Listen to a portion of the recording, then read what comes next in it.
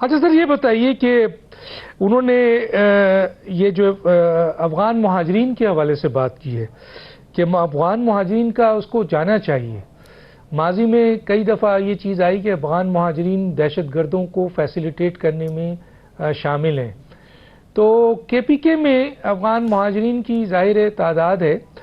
آپ سمجھتے ہیں سر کہ یہ جو D G I S P R کا یہ کہنا ہے کہ افغان مہاجرین کی واپسی کا فیصلہ کیا گیا ہے اور ان کو جانا چاہیے، تو آپ بھی اس بات کے حق میں ہیں کہ افغان مہاجرین کو فوراً پاکستان سے افغانستان چلے جانا چاہیے؟ دیکھیں ڈاکٹر صاحب، بات یہ ہے کہ اگر آپ کی یاد ہو تقریباً سال 1.5 سال پہلے کی بات ہے کہ اس وقت سے پاکستان جو ہے نا بار بار یہ اعلان کر رہے ہیں کہ جب آپ لوگ تکلیف میں تھے ہم نے آپ کو زبردست ویلکم کہا تھا.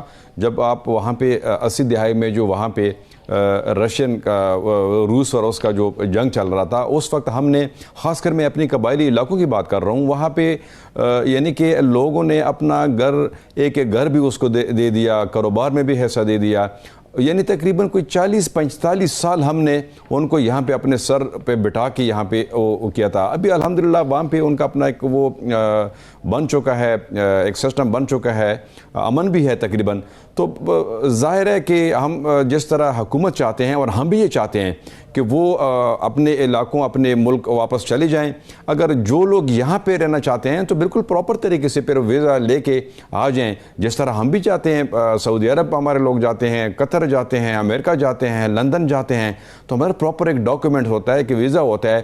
تو مطلب یہ ہے کہ یہ کوئی اس طرح کی وہ تو پھر کوئی توق نہیں بنتا ہے نا کہ وہ یہاں رہتا بھی ہے اور ان کا نہ کوئی ویزا ہے، نہ کوئی ان کا کارڈ ہے، نہ کوئی ان کا ریکارڈ ہے. تو پھر یہ ہے کہ وہ ہمارے لیے بھی خطرہ ہے اور اس کے لیے بھی اچھا یہاں پہ رہنا پھر مناسب نہیں ہے.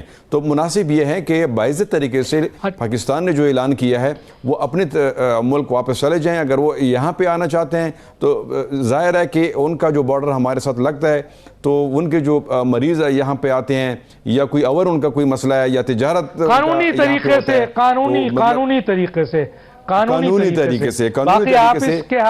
طریقے سے آپ یہ کہنا چاہتے ہیں افغان مہاجرین کو اپنے گھر جانا چاہیے. اینف از اینف، بہت ہو گیا. اور اگر کوئی اس ملک میں رہنا چاہتا ہے تو قانونی طریقے سے رہے. ٹھیک ہے. اچھا یہ بتائیے کہ اس وقت خیبر پختونخوا بہت فوکس ہوا ہے. ابھی جو حالیہ وزیر اعلیٰ تھے جناب گنڈاپور صاحب، علی امین گنڈاپور صاحب، اب ان کو ہٹا کر سہیل آفریدی صاحب کو پاکستان تحریک انصاف نے نامزد کر دیا ہے. تو اس تبدیلی کو آپ کیسے دیکھتے ہیں؟ ڈاکٹر صاحب، پہلی بات یہ ہے کہ گنڈاپور بھی پی ٹی آئی کا حصہ تھا اور سہیل بھی پی ٹی آئی کا حصہ ہے. میں تو آج بھی ہمارے اپنے پارٹی دوستوں کے ساتھ ہماری یہی بات چیت چل رہا تھا. تو میں کہہ رہا ہوں کہ یہ کمال اور جمال کی بات ہے اگر وہ ہٹ گیا. لیکن صرف فرق یہ ہے کہ ہمارے پشتوں میں ایک مثال ہے کہ ایک دکان تھا ہندو کا، تو وہ دکان میں بیٹھا ہوا تھا تو سامنے سانپ گزر گیا. تو وہ دکان میں جو دکاندار تھا انہوں نے چیخ پکار کی کہ یہ سانپ گزر گیا. کسی نے بولا کہ ڈسا تو نہیں ہے. اس نے کہا کہ نہیں ڈسا نہیں ہے، لیکن یہ راستہ جو ہے نا یہ ٹھیک نہیں ہے جس طریقے سے انہوں نے یہ راستہ اختیار کیا ہے.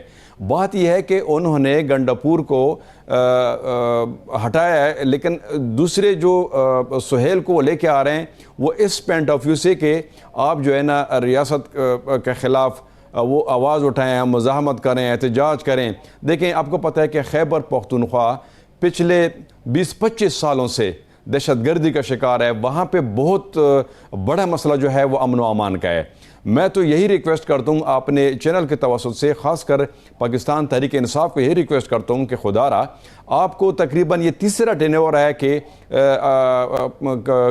بلکہ خیبر پختونخوا میں لوگوں نے آپ کو دل کھل کے ووٹ دیا ہے. تو آپ کو یہ چاہیے کہ آپ مطلب یہ ہے کہ صرف ایک فرد کے لیے 6-7 کروڑ عوام جو ہے نا دو پہ لگا رہے ہو. یہ میرے خیال میں یہ اچھا قدم نہیں ہے، یہ اچھا روایت نہیں ہے.